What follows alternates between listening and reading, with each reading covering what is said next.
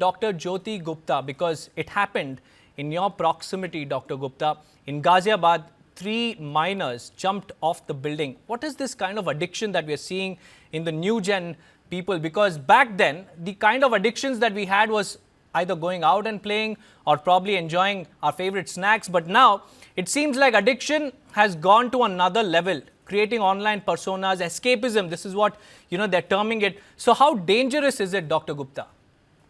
It is very, very dangerous. And here we have to understand that these three girls were out of school for the past 3 years. They were not going to the school.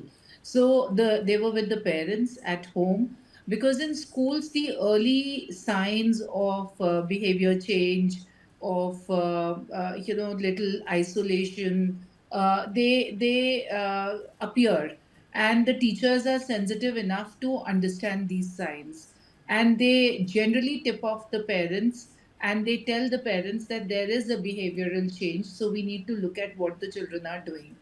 I don't know what the children were doing here, because the girls aged 12 and 14 were also out of school. And at home, the instant gratification of the device, being just connected to the device, is extremely dangerous.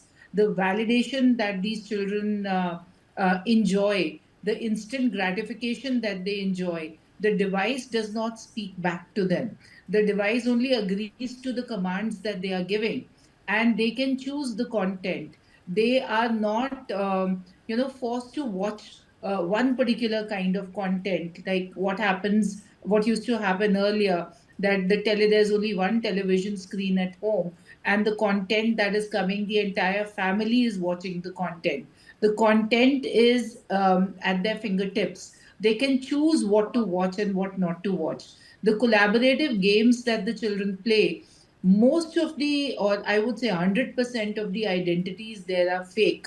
Nobody is giving out the correct identity. They don't know who is playing on the other side, whether the person is a child or whether the person is an adult who's trying to entice them with various things. And these collaborative games we've seen in the past also, like Blue Whale, etc., where the challenges were such that the children had taken the life of another child. So why should the parents give the devices to the children?